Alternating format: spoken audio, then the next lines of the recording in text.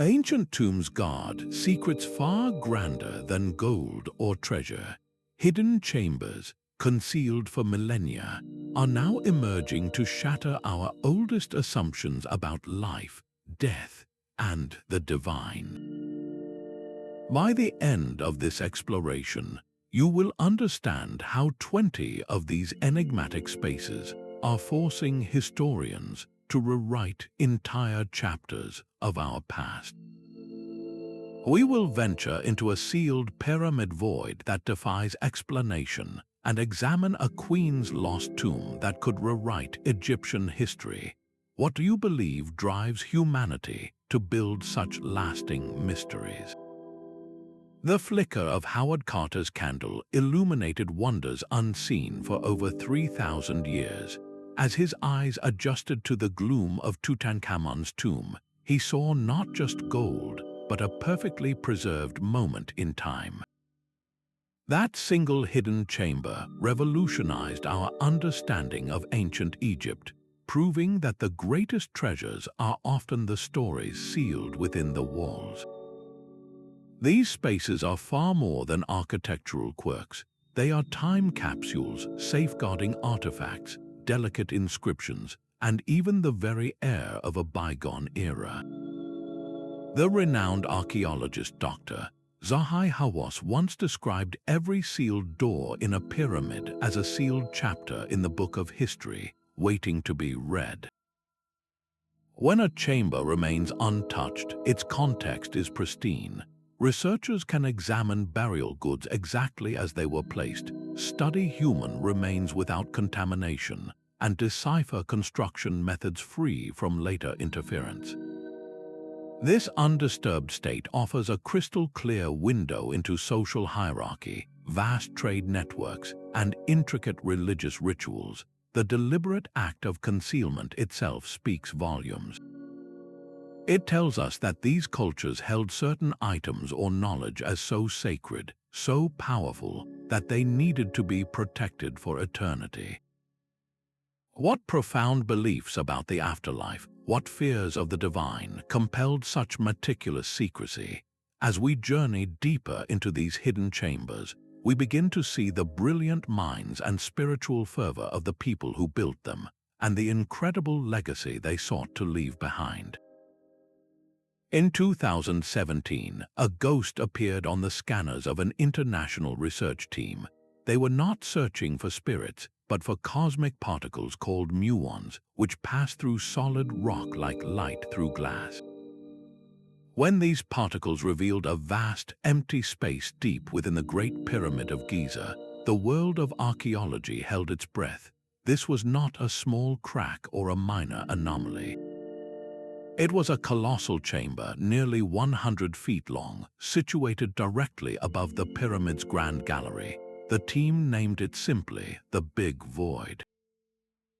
For the first time in over 4,500 years, we knew something was there, a secret room in the most famous structure on Earth.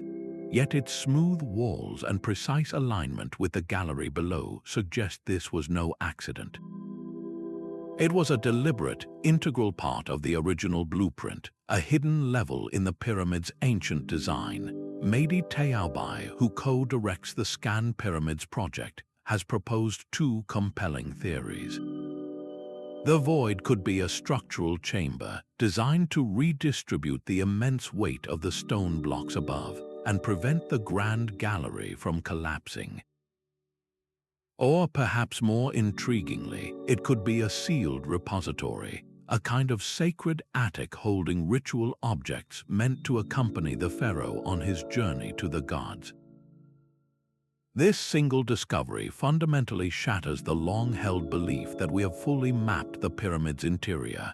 How could a space so large, built with such clear intention, evade detection for centuries? Its existence forces us to reconsider the very purpose of this ancient wonder. Was the Great Pyramid merely a tomb, or was it a far more complex machine for the soul's ascension? The Big Void stands as a silent challenge, a reminder that our greatest monuments still guard their deepest secrets just beyond the stone, waiting. While the Big Void presents a cosmic-scale mystery, a more intimate secret may be hidden just a few feet from where Howard Carter first stood. Behind the painted walls of Tutankhamun's famous burial chamber, thermal scans and ground-penetrating radar have detected faint, yet persistent, anomalies. These are not the echoes of empty space, but the tantalizing signatures of what might lie beyond. The leading theory, championed by archaeologist Nicholas Reeves, is as audacious as it is thrilling. He proposes that the boy king's modest tomb is actually an annex, a later addition to a far grander, hidden burial created for Queen Nefertiti. If he is correct, then one of ancient Egypt's most powerful and enigmatic women has been resting in a sealed chamber, undisturbed for over 3,000 years, mere steps from the treasure that captivated the world. Finding Nefertiti's intact tomb would be a discovery to rival that of Tutankhamun himself. It would offer a pristine window into the Amarna period, a time of revolutionary upheaval when the pharaoh Akhenaten, Nefertiti's husband, appended centuries of tradition to worship a single sun god. The art and artifacts from this era are strikingly different, showing a more naturalistic, almost intimate style of royal life. An undisturbed burial would be a time capsule from this religious revolution, filled with objects that could finally clarify Nefertiti's true role. Was she merely a queen, or did she rule as a co-regent, a female pharaoh in her own right after her husband's death? Inscriptions suggest she held unprecedented power, and her tomb could contain the evidence to prove it. This potential chamber also challenges our most basic assumptions about royal tomb design.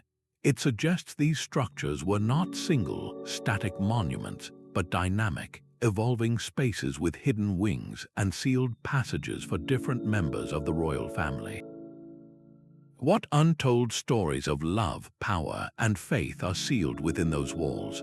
The search for Nefertiti is a perfect example of how modern technology is not just confirming old theories, but is actively unlocking doors we never even knew were there, rewriting history one hidden chamber at a time.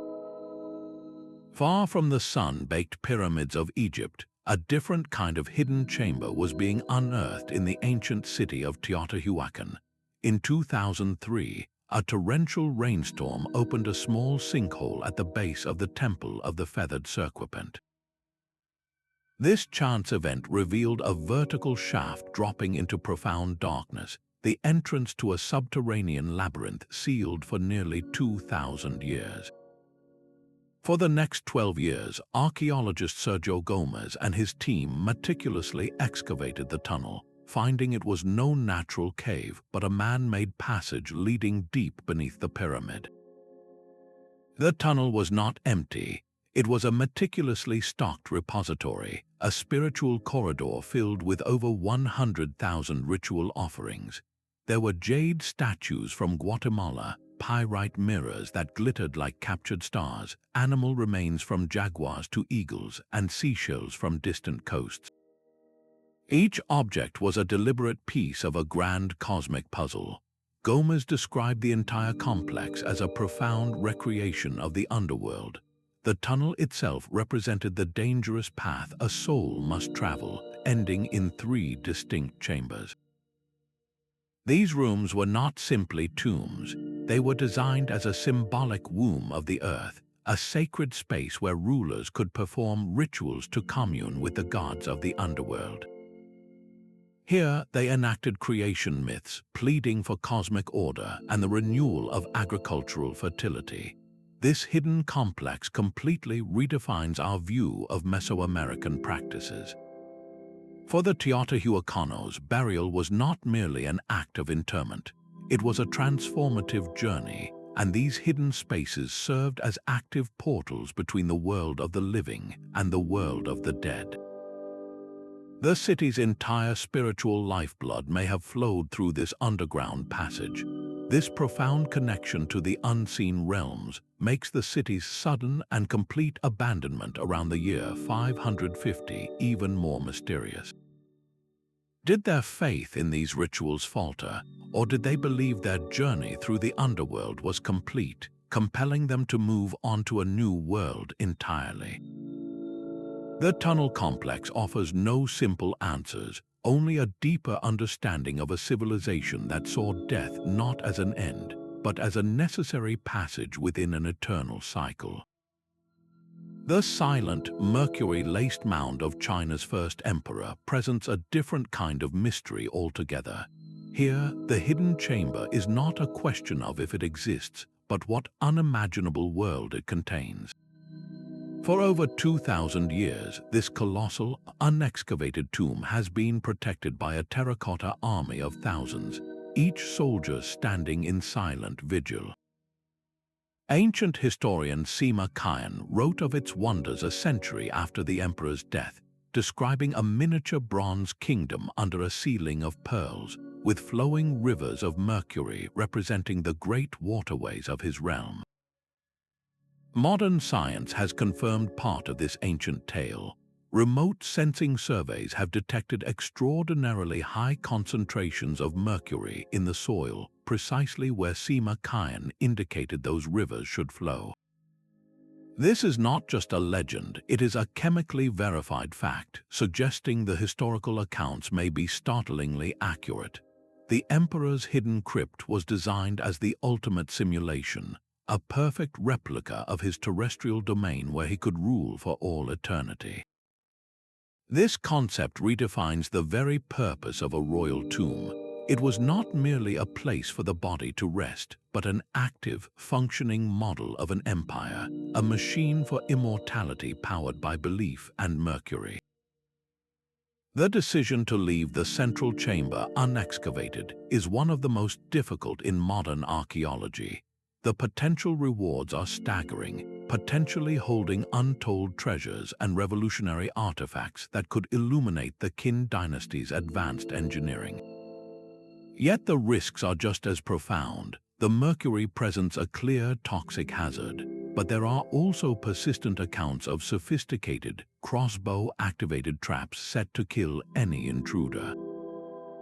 More than that, archaeologists fear that exposing a space sealed for millennia could cause priceless silks, writings, and organic materials to disintegrate upon contact with modern air.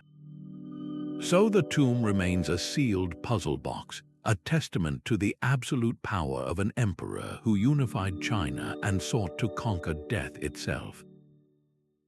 What would we learn about the birth of an empire if we could peer inside without destroying it?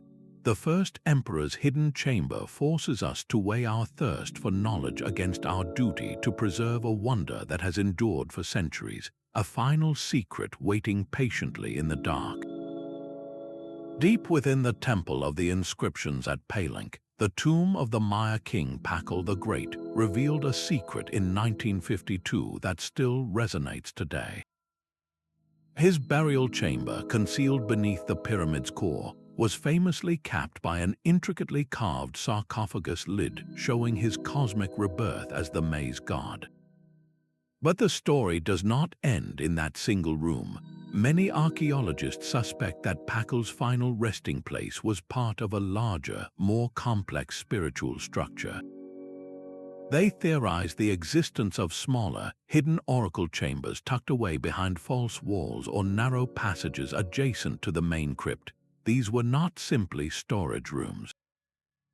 They were active, sacred spaces where royal priests would attempt to commune with Pacal's spirit or the gods themselves.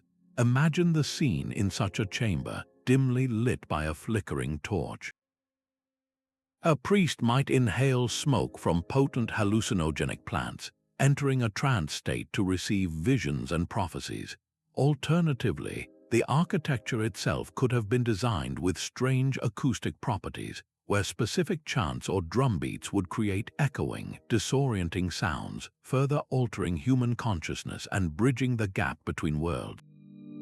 For the Maya, these hidden rooms were known as wits, a word meaning mountain or cave. They served as symbolic portals to the supernatural realm, a concept central to their cosmology. The king's tomb was not just a building, it was a man-made sacred mountain, and these oracle chambers were the caves within it, connecting the ruler eternally to the cycles of death and rebirth. This transforms our understanding of Maya burial from a one-time event into a continuous, dynamic ceremony. The king's death was not an end, but a transformation into a permanent spiritual conduit. His hidden oracle chamber became a place where the living could return to seek his wisdom, to ask for guidance in warfare or for blessings upon the harvest. How did this belief shape their civilization? It meant that a ruler's power did not fade with his last breath. It was amplified, his authority cemented through his ongoing role as an intermediary for his people. The very stones of Palenque were engineered not just to honor a dead king, but to house an active, eternal governor of the spirit world. The echoes of Maya oracles fade, replaced by a deeper resonance from beneath the Andes. At Chavín de Huántar, a temple complex predating the Inca by over 2,000 years, the true ritual heart was not a grand plaza but a sunken, hidden world. Here, dark and narrow stone galleries wind like intestines beneath the earth, a labyrinth designed to disorient and transform. Discovered in the mid-20th century, these passages lead to secluded chambers that served not as tombs for bodies, but as altars for the spirit. Inside, archaeologists found stone bowls and intricately carved obelisks, alongside spondylus shells harvested from the warm waters off Ecuador. The presence of these exotic materials reveals a vast trade network, proving that the pilgrims who came to Chavín were part of a sophisticated spiritual community spanning the Andes. Yet the most profound secret of these chambers is not what was left in them, but how they were experienced. The architecture was an instrument of the mind. Conch shell trumpets called pututes were recovered from the depths. When blown in these confined stone corridors, they do not produce a clear musical note. Instead, they generate a low, rumbling roar that cascades through the passages, a sound eerily mimicking the growl of a jaguar. This was no accident. The builders engineered the entire subterranean network with advanced acoustics, using sound to manipulate human perception. For an initiate walking these pitch-black galleries, the sudden, disembodied roar would have been terrifying, a sensory overload designed to break down ordinary consciousness and open the mind to visions. This hidden network fundamentally redefines our understanding of early Andean practices. It shows that the most critical interactions with the divine occurred not in the open air, but in these secluded, sensory-rich environments below ground.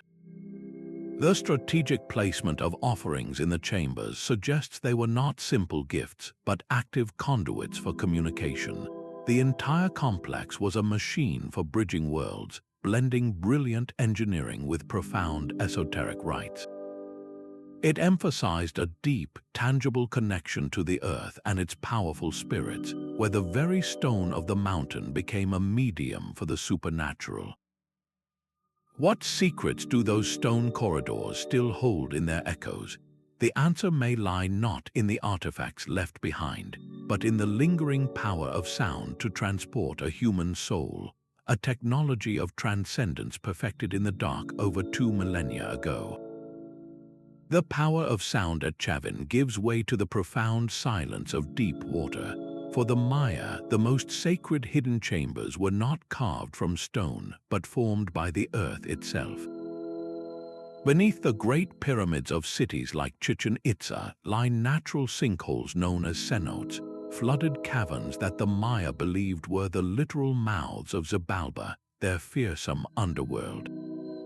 Imagine the spiritual audacity of constructing a royal tomb directly above one of these watery portals. Such a discovery would fundamentally merge architecture with the divine landscape, turning the pyramid into a bridge between worlds. The deceased ruler would not simply be buried, they would be placed at the threshold of the afterlife, their soul poised to begin its journey through the dark rivers of the underworld. The famous sacred cenote at Chichen Itza has yielded a treasure trove of offerings, from golden figurines and intricate jade masks to the somber remains of sacrificial victims, all given to appease the rain god Chak. But a cenote hidden directly beneath a burial pyramid would speak to an even more intimate ritual. It suggests the tomb itself was an active participant in the soul's transformation, with water serving as the ultimate transformative element. This was not a static grave, but a dynamic launch point for an eternal voyage. How did this belief shape the very foundations of Mayan cities? It meant that urban planning was a form of cosmic mirroring. Major structures were aligned not just with the stars, but with these hidden water sources, anchoring the city to the spiritual power of the earth. The presence of a cenote transformed a location from merely inhabited to spiritually charged, a place where the veil between the living and the gods was at its thinnest. This practice redefines our understanding of burial.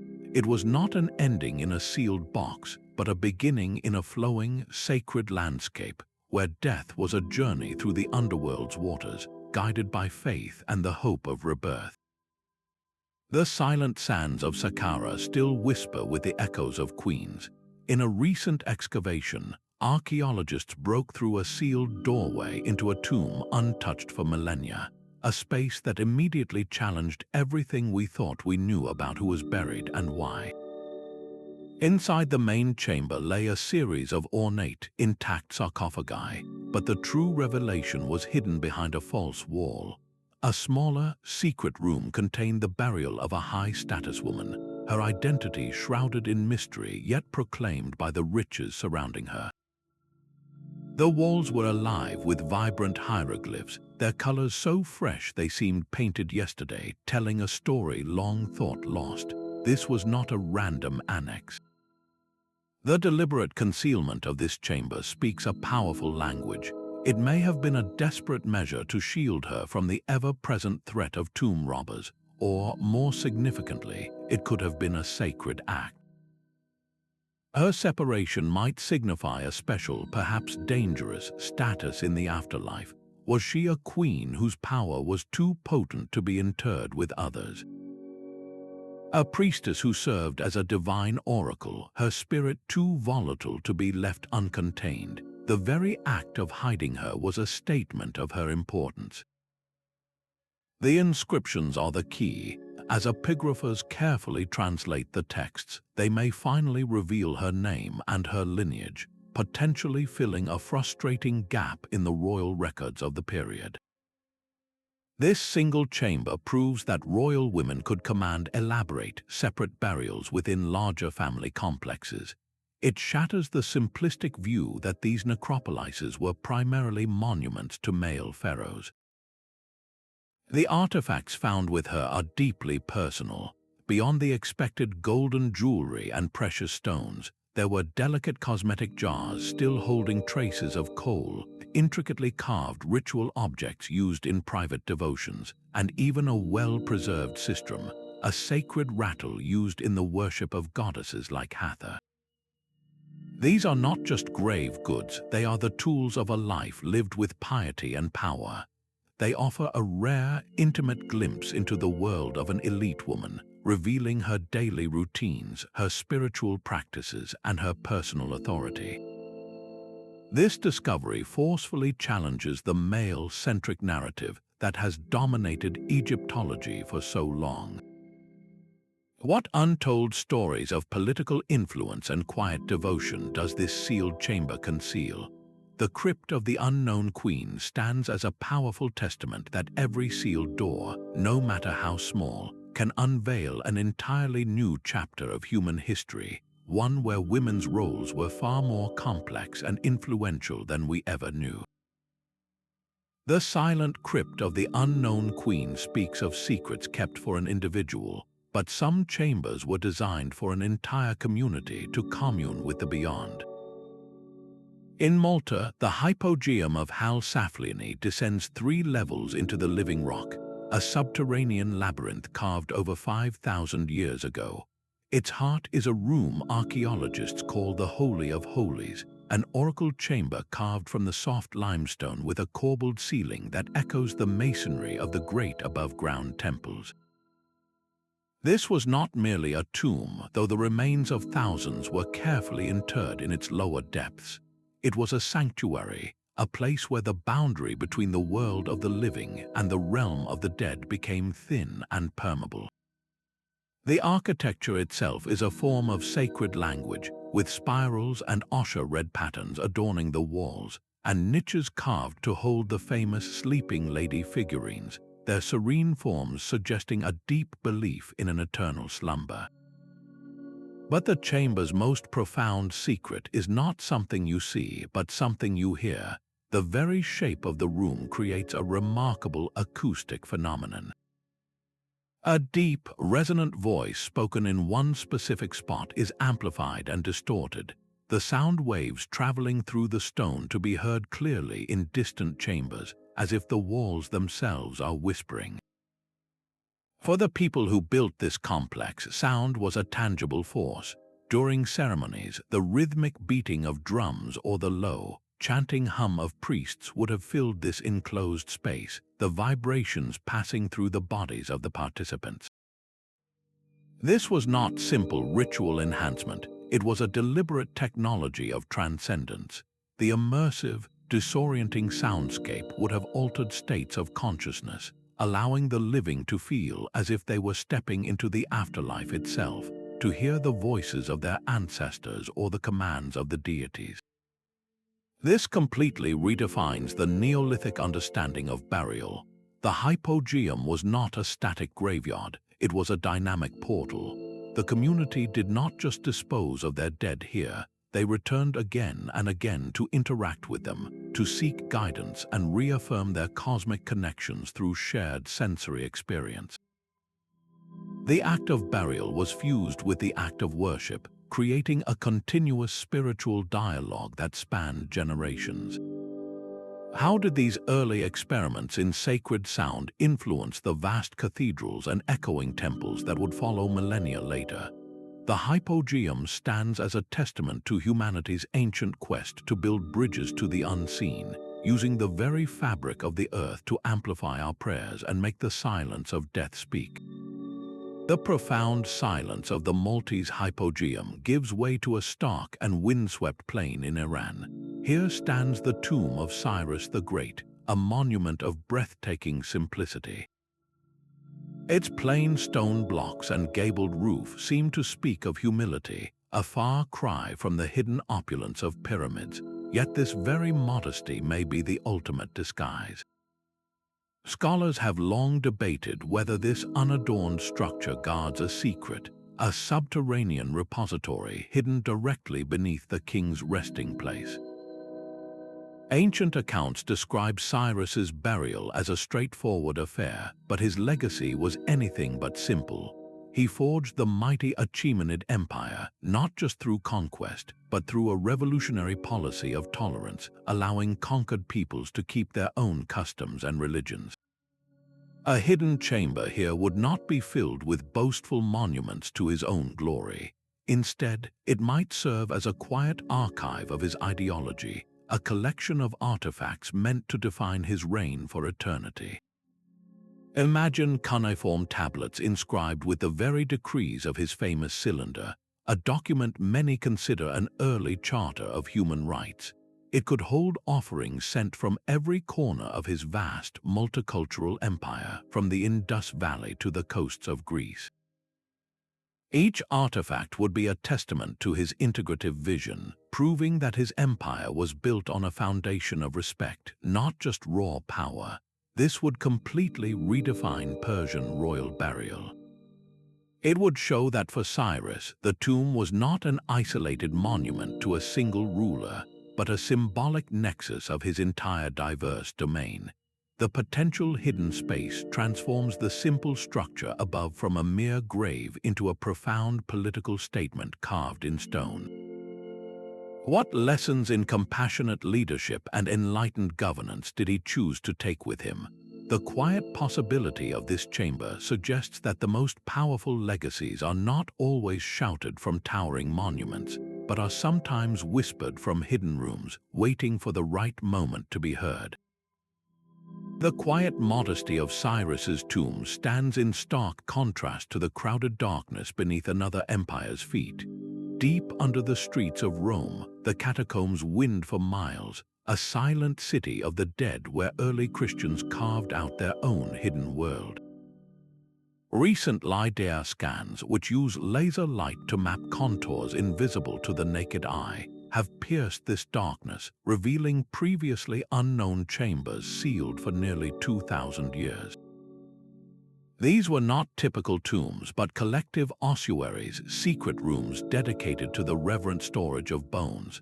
After an initial burial and the passage of time, when the flesh had returned to dust, the skeletal remains would be gathered and moved to these hidden repositories.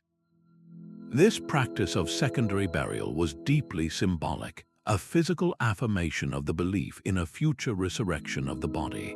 The bones were not discarded, they were collected and sanctified, awaiting the final trumpet call.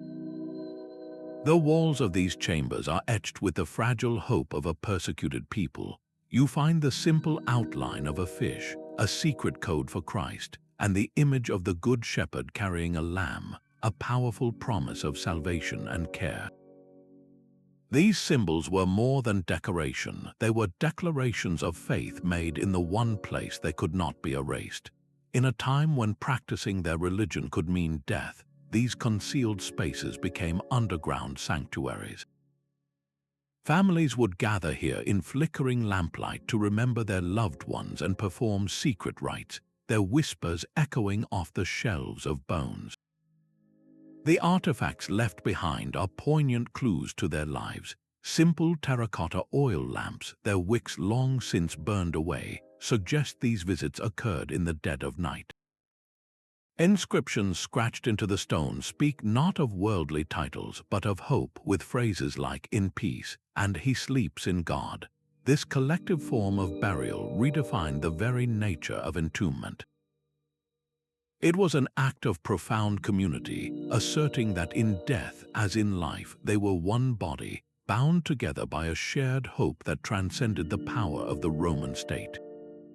How did these concealed spaces foster the growth of a global religion? They provided a physical and spiritual refuge where identity could be forged and faith could flourish away from the eyes of persecutors. The catacombs stand as a timeless testament that sometimes the most powerful statements of belief are not made in towering monuments, but in the quiet, hidden act of caring for the bones of the faithful, a defiant hope stored in the dark. This single hidden cache in the cliffs of Deir el-Bahari holds one of history's most dramatic rescue stories. In 1881, a local family led Egyptologists to a deep, rubble-concealed shaft. What they found at the bottom was not a single royal tomb, but a corridor crammed with history. Stacked like sacred lumber were the coffins and meticulously rewrapped mummies of some of Egypt's most powerful pharaohs, including the great Ramesses II and his father, Seti I. This was tomb TT 320, a secret royal cache established by priests over 3,000 years ago. These rulers had not been buried here. They had been evacuated from their own plundered pyramids and tombs in the Valley of the Kings, moved under cover of darkness to this unmarked cliffside tomb in a desperate, last-ditch effort to save them from the relentless gangs of ancient looters. The chamber itself was not a traditional burial site, but a dynamic, active archive, a secret warehouse of pharaohs. Its existence fundamentally redefines our view of burial practices, showing that the final resting place was not always final. The sanctity of the dead king was so absolute that it could demand their physical relocation, turning a hidden chamber into a mobile sanctuary for Egypt's most sacred ancestors. The artifacts found with them were a time capsule of royal funerary science. There were canopic jars, their alabaster surfaces still cool to the touch, holding the preserved organs of kings. There were papyrus scrolls, some containing chapters from the Book of the Dead, their spells and illustrations offering a map for the soul's journey. These objects have provided an unparalleled chronology of embalming techniques, showing how recipes for sacred resins and methods of linen wrapping evolved over centuries. But what drove the priests to take such immense risks? This was an act of profound political and religious devotion undertaken during a time of crumbling central authority and widespread theft. The priests were not just saving bodies, they were safeguarding the very soul of Egypt, the divine link between the people and the gods that each pharaoh represented. To allow a king's body to be desecrated was to risk cosmic chaos. This hidden chamber, therefore, stands as a testament to a faithfulness that spanned millennia, a silent promise kept by a few devoted men to protect their gods on earth long after their empires had turned to dust. The desperate faith of Egyptian priests finds a startling parallel in the stark deserts of Peru. In 1987, archaeologist Walter Alva was led to a looted Moche pyramid at Sipán, where a single overlooked clue hinted at a greater secret below. His team began to dig, carefully peeling back layers of sun-baked adobe until their tools struck not dirt, but a ceiling of massive rafters. They had found not a simple grave, but a sealed, subterranean chamber, a royal tomb untouched for nearly 2,000 years. Inside lay the body of a man who would become known as the Lord of Sipán, a Moche warrior priest in his full regalia. He was surrounded by a solemn company, the skeletons of several retainers, including a warrior, a priest, a flag-bearer, and 2 young women, all sacrificed to accompany him into the afterlife. This was not an act of mere cruelty, but a profound spiritual conviction. The hidden chamber was a stage set for eternity, ensuring the Lord would make his journey with his entire court intact, his authority unchallenged even in death. The discovery shattered the previous view of Moche society as a loose collection of chiefdoms, revealing instead a highly stratified, theocratic state capable of monumental construction and complex, state-sanctioned ritual. The Lord's own adornments told a story of divine mediation. His headdress was a magnificent crescent of gold and silver, adorned with waving plumes that would have shimmered in the ceremonial firelight. In one hand he clutched a scepter, a symbol of his earthly power, while his chest was covered in pectorals made of tiny, intricate beads, each one a testament to the skill of Moche artisans. Every object, from his golden ear spools to his turquoise inlaid necklace, was a functional component of his sacred role. He was not just a ruler, he was a living embodiment of a deity, a crucial intermediary who stood between his people and the capricious forces of nature. The dry Peruvian climate performed a miracle of preservation, safeguarding materials that normally vanish. Intricately woven textiles, vibrant feather ornaments, and even delicate shell inlays survived, offering an unprecedented, full-color view of Moche artistry and their sophisticated belief system. This was not a quiet burial, it was a grand, theatrical event frozen in time. How did such an elaborate tradition influence the empires that followed? The Chimu culture, which later dominated the region, clearly inherited this model of divine kingship and the practice of constructing vast adobe complexes for the elite. The Lord of Sipán's tomb forces us to see ancient Peru not as a land of isolated myths, but as a crucible of complex societies where burial was the ultimate performance of power, faith, and cosmic duty, played out on a hidden, subterranean stage. High in the Ethiopian highlands, the rock-hewn churches of Lalibela are not just buildings, but a subterranean spiritual landscape carved from living stone. Within these monolithic structures, rumored for generations, are hidden chambers sealed for centuries. These are not tombs for kings, but libraries for the soul, believed to contain ancient manuscripts and sacred relics that document the very roots of Christianity in Africa.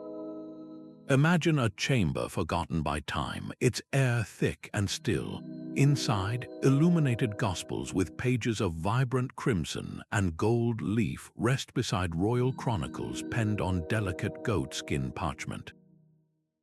These texts are more than historical records. They are the spiritual and political DNA of a kingdom that saw itself as the new Zion. The architecture itself is a testament to a need for secrecy. Intricate networks of subterranean passages connect the churches, with hidden sanctuaries and recessed cavities carved into the walls. This design was not merely aesthetic.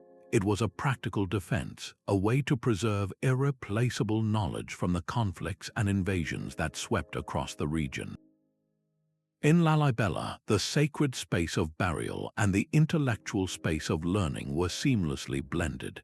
A hidden chamber might serve as the final resting place for a revered abbot, surrounded by the very manuscripts he devoted his life to studying. This fusion suggests that for the builders of Lalibela, preserving faith through texts was as vital a ritual as any burial rite. If such a library were discovered, it would profoundly reshape our understanding of Ethiopian Christianity. It could reveal the development of unique burial practices, such as the erection of intricately carved stone stele and the use of underground funerary chapels.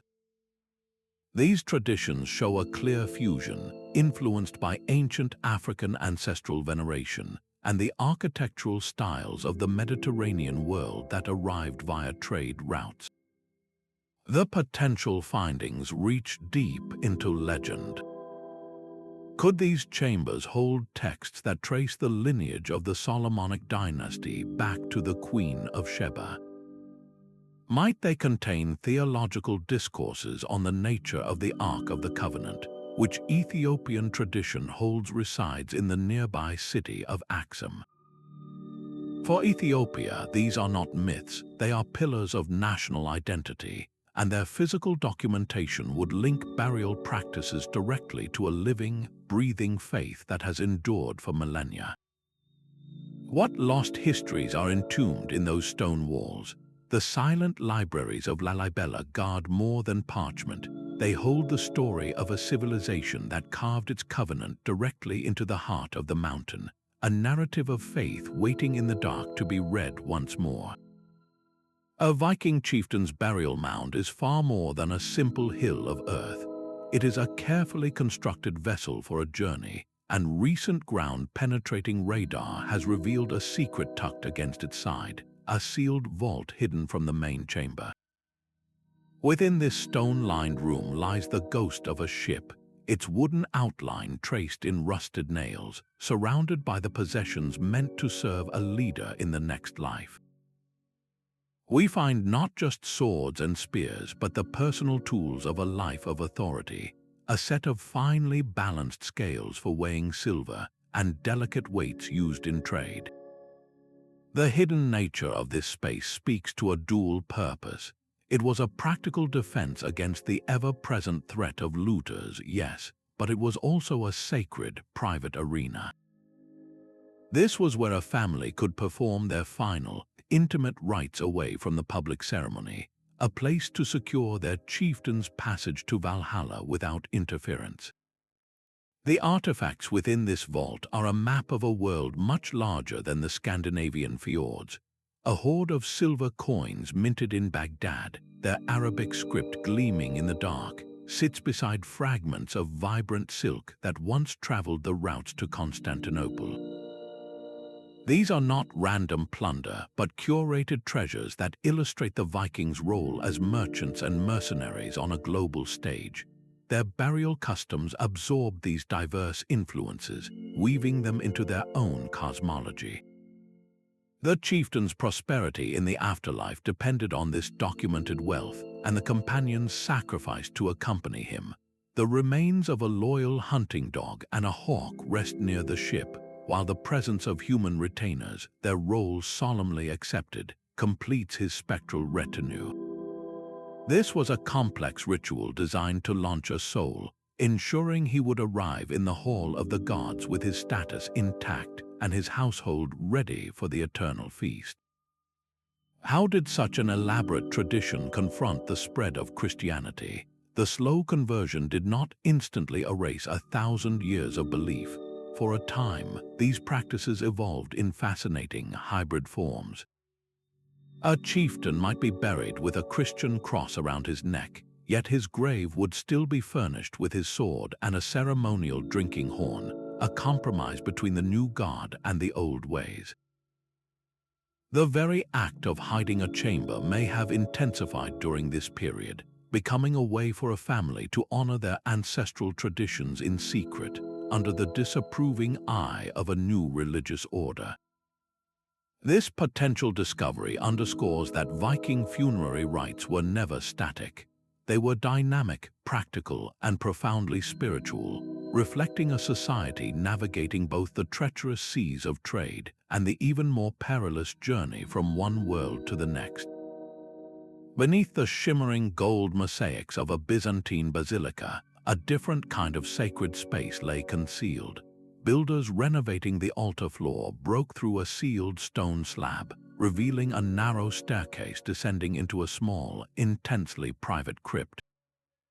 The air, still for over a millennium, carried the faint scent of old incense and dust. This was not a forgotten storeroom, but a purpose-built reliquary, its walls alive with vibrant frescoes depicting the saint whose physical remains rested here. The chamber was a jewel box of devotion, adorned with inscriptions in Greek pleading for the Holy One's intercession. In the Byzantine world, such hidden crypts were the spiritual engines of the entire church above. They redefined burial by transforming a tomb into a living heart of communal worship, a place where the boundary between the resting place of the dead and the sanctuary of the living completely dissolved. Access was a sacred privilege, typically reserved for clergy who would descend to perform rituals, light lamps, and bring pilgrims close to the source of divine power. This careful control was not just about security, protecting priceless relics from theft or the desecration of invading armies. It was a deliberate orchestration of mystery and hierarchy. By restricting access, the church magnified the relic's power, making the rare, controlled viewings during major festivals profoundly moving events. A pilgrim's journey might culminate in a fleeting glimpse into this subterranean chamber, a moment that would fuel a lifetime of faith. The artifacts left behind tell a story of active, continuous veneration. Elaborate bronze incense burners, their surfaces etched with crosses, stand beside piles of small clay oil lamps, the kind offered by countless hopeful believers. These votive offerings, left over centuries, are tangible proof of miracles requested and received. They show how these hidden burial sites became generators of legend, centers of spiritual power that drew the faithful from across the empire. How did this practice shape the daily life of an ordinary believer? It provided a direct physical connection to the divine, a tangible anchor for their prayers. The knowledge that a saint's body lay hidden beneath the very floor they knelt upon transformed the entire building from a mere house of worship into a portal to heaven. This architectural secret influenced the development of Christian liturgy itself, with the altar literally built over the tomb, echoing the belief in death's transformation into eternal life. The Byzantine crypt exemplifies how a hidden chamber can forge a religious identity, binding a community together for centuries not through a shared fear of death, but through a shared hope in what lies just beneath the surface of the seen world. A single rock shelter in the vast Australian outback holds a secret known only to the wind and the stars. Within its shaded overhang, a natural crevice has been carefully sealed, creating a hidden chamber that cradles the remains of an elder. This is not a tomb of stone blocks and grand inscriptions, but a resting place woven directly into the living body of the land, Alongside the elder lie the tools of a lifetime of spiritual practice, bundles of ochre stones in earthy reds and yellows, and delicately carved wooden artifacts, their forms smoothed by countless hands. The hidden nature of this site is not an accident of history, but a profound act of cultural preservation. It protects the space from disturbance, honoring traditions that view this not as a grave, but as a living node in a vast ancestral network. For Aboriginal peoples, this burial is a return, a reintegration with the Dreamtime, the timeless epoch when ancestral beings shaped the world and laid down the laws for existence. The ochre is not merely pigment, it is sacred substance, used in ceremonies to connect with the creative power of those ancestors. The wooden objects are not simple grave goods, they are instruments of connection, intended to assist the elder's spirit as it continues its journey within the country, the traditional lands to which it eternally belongs. This perspective completely redefines ancient burial. It is not a final farewell or a permanent interment, but a transition within a continuous cycle. The spirit of the elder does not depart for a distant, separate afterlife. It remains present, merging with the ancestral forces that animate the rocks, the waterholes, and the trees. The hidden chamber becomes a point of concentrated spiritual power, a place where the living can come to feel that connection, to listen, and to learn. This challenges the Western notion of burial as a static event, a box in the ground that severs the relationship between the living and the dead. Here, the relationship is dynamic and eternal, a constant dialogue between the people, the land, and the supernatural realm. How do such practices inform our contemporary understanding of indigenous heritage? They teach us that heritage is not a collection of artifacts in a museum case, but a living, breathing landscape. It is a responsibility to care for country, a duty passed down through generations, where every burial site is a chapter in an ongoing story of belonging. The concealed tomb of the elder is a powerful statement of cultural survival, a quiet defiance against the forces of erasure, proving that the deepest bonds are those that are felt in the earth itself, hidden in plain sight. A pharaoh's pyramid complex was not a silent tomb but a functioning royal estate, and its deepest secret was an administrative archive built for eternity. Just beyond the burial chamber, a sealed passage descends into a sunken vault, a treasury not of golden idols but of practical power. Inside, stacked neatly on limestone shelves, are thousands of sealed papyrus scrolls. These are not spells from the Book of the Dead, but tax receipts, inventories of temple offerings, and meticulous records of grain shipments from across the Nile Delta. Alongside them sit luxury goods not for adornment but for statecraft, bolts of the finest linen, sealed jars of precious oils, and ingots of copper, the standard currency of the age. This was the king's provision for governing the underworld, a hidden chamber that redefined his death not as a retirement, but as a promotion to eternal office. The belief was that his ka, his vital spirit, would need these tangible resources to maintain order, dispense justice, and command loyalty in the realm of Osiris, just as he had on earth. The very act of sealing these records away reveals a profound conviction that the bureaucracy of the living world was the template for the cosmos itself. What can these dry administrative documents tell us about the breadth of daily life? Everything. A single papyrus detailing the delivery of 500 sacks of emmer wheat from a northern province is more than a receipt. It is a map of agricultural cycles, a record of labor obligations, and a testament to the reach of the royal granary. Another scroll, a diplomatic letter from a vassal prince in the Levant, speaks of alliances and tensions at the very edge of the empire. These were the documents that made the state function, and the pharaoh was buried with his most essential tools.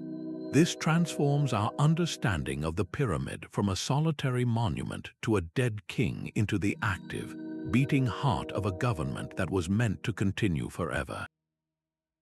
The concealed location was crucial, for this treasury was meant for the king's spirit alone, a sacred office supply room where his ka could conduct the business of eternity without interference from the living or the divine. The pyramid was, in its ultimate purpose, a functioning capital city for a kingdom of one, its hidden chambers ensuring the pharaoh's divine authority would echo through the ages, not in a whisper, but with the clear, practical voice of a ruler still at his desk. The silent, sunken archive of a pharaoh gives way to a landscape shaped like a key. Across the sea in Japan, the Daisen coffin rises from the earth, a colossal, keyhole-shaped mound surrounded by 3 concentric moats. This is not a natural hill, but a tomb of staggering scale, possibly the largest in the world by area. At its heart, deep within the central mound, is believed to lie a hidden stone chamber, a sealed crypt holding the remains of an early emperor. These coffin tombs, scattered across the Japanese archipelago, are the sacred ground where history and myth intertwine, and their unexcavated chambers guard the physical roots of Shinto belief. The artifacts placed inside were not mere decorations. A polished bronze mirror, its surface clouded by millennia, was considered a vessel for the sun goddess Amaterasu. A curved iron sword was a symbol of authority and a weapon against spiritual malevolence. A comma-shaped jewel, or magatama, represented the very vitality of the soul. Together, these 3 items, the imperial regalia, were not just treasure, they were active talismans designed to guide and protect the ruler's spirit through its most profound transformation. The chamber itself was a spiritual crucible. Its alignment with specific celestial bodies was no accident. The keyhole shape, some scholars suggest, may mirror the constellation of the Big Dipper, a celestial ladle seen as a vehicle for souls. This precise orientation created a sacred geometry, turning the entire tomb into a machine for deification. The ruler did not simply die. His spirit ascended to become a kami, a deity forever linked to the forces of nature and the well-being of his people. This belief system redefined ancient Japanese death rites, framing them not as an end, but as a return and an elevation. Burial was deeply tied to the land itself, with the tomb serving as a permanent node connecting the ancestral spirit to the mountains, forests, and rivers of Japan. The potential discovery of an intact central chamber would do more than just identify a legendary emperor. It would provide the physical evidence to anchor the epic stories told in the Kojiki, Japan's oldest chronicle, which blends the origins of the islands and the imperial line with the actions of the gods. How did these burial practices unify early Japanese states? The construction of a massive coffin was a colossal undertaking that demanded the coordinated labor of thousands, marshalling resources from across the region. By participating in the creation of a divine ruler's eternal home, disparate clans were bound together in a shared spiritual and political project, their loyalty cemented to a lineage that claimed direct descent from the sun goddess. The hidden chamber, therefore, was the nucleus of this early state formation. It was the silent, sacred heart of a culture that saw its rulers as living bridges between the human and the divine, a testament to a belief that true power flows from the land and ascends to the stars. Buried deep within an Iron Age mound, a stone-sealed cell sits apart from the central grave. This hidden chamber, discovered in regions like Hallstatt, cradles the remains of a Celtic chieftain alongside his most vital possessions. A dismantled chariot rests against the wall, its wooden wheels ready for journeys in the next world. Stacked nearby are iron-tipped spears, a shield boss, and massive bronze cauldrons, large enough to feast a host of spectral guests. This was not a somber crypt, but a vibrant banquet hall sealed for eternity. The Celts held a powerful belief in reincarnation and the continuation of social life beyond the veil of death. For a chieftain, his status and his sacred duty of hospitality had to travel with him. The hidden cell protected these essential status symbols from looters, but it also served a deeper spiritual purpose, creating a private, fortified space where the chieftain's legacy could remain intact and active. What does this elaborate provision reveal about their world? It tells us that death was a transition to another phase of existence, one where alliances were still forged and honor was maintained through generous feasts.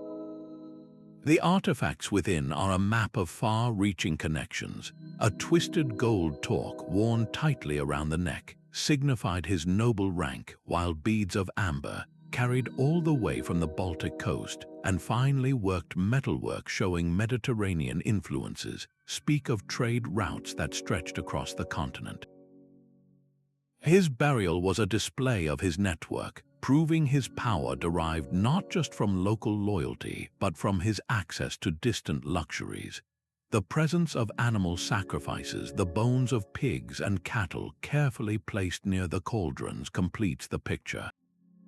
This chamber was an eternal dun, a fortified dwelling where the chieftain could entertain his ancestors and the gods themselves, ensuring his lineage's favor and the community's continued prosperity. This hidden side cell fundamentally redefines Celtic burial.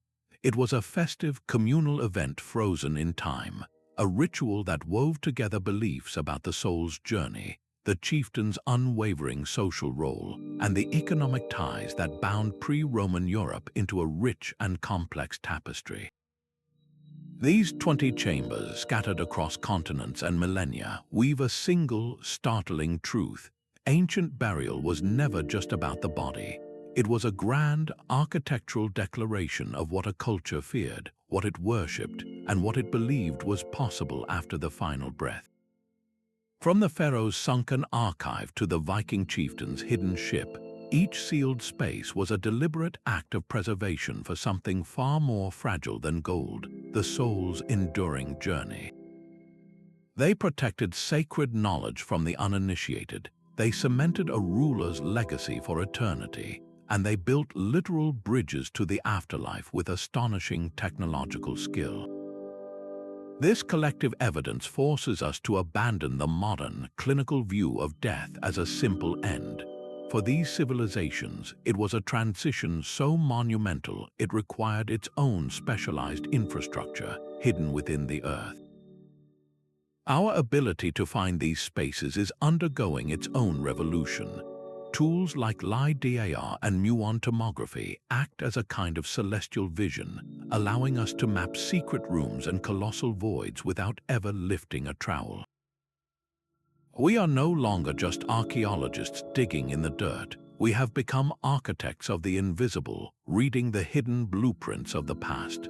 This non-invasive gaze promises a future filled with even more breathtaking discoveries, as each new scan peels back another layer of stone and time. Yet with this incredible power comes profound responsibility. Every potential discovery now sparks a complex ethical debate. Do we excavate, knowing we might destroy what millennia have preserved? Or do we leave these chambers sealed, respecting them as sacred sites for descendant communities whose connection to these ancestors has never been broken? The pursuit of knowledge must be balanced with a deep reverence for cultural continuity and the rights of those for whom these are not just historical puzzles, but living heritage. The field is no longer just about what we can find, but about how we choose to look. What will we see when the next generation of technology renders stone transparent? The study of these hidden chambers is far from a dusty academic pursuit. It is a dynamic, living conversation with our collective past, one that continuously redefines our understanding of humanity's oldest questions and forever changes the story we tell about ourselves. From the enigmatic voids of the Great Pyramid to the sacred cenotes of the Maya, these 20 chambers reveal a profound truth about our ancestors. They did not see death as an end, but as a transition so significant it demanded its own architecture, a hidden world built with astonishing ingenuity and spiritual depth. Each discovery, from the pharaoh's administrative archive to the Viking chieftain's trading scales, peels back another layer of history, showing us that these practices were as diverse and sophisticated as the cultures themselves. They are a testament to a shared, eternal human quest to honor the dead, to make sense of the great unknown, and to ensure that a legacy would echo through the ages. This collective evidence reminds us that the past is never a closed book, but a living narrative waiting for its next chapter to be uncovered.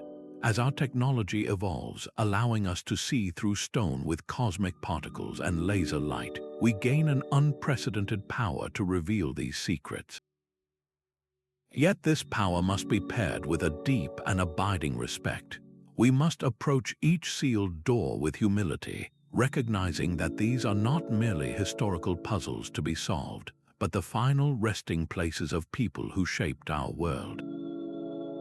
Every chamber holds more than artifacts. It holds stories, beliefs, and the very essence of human hope. Let these enduring mysteries inspire your own curiosity about the fragile threads that connect us to those who came before. We would love to hear which of these hidden chambers you find most compelling. Share your thoughts in the comments and subscribe for more journeys into the unknown. Thank you for joining this exploration of the secrets that lie buried in time.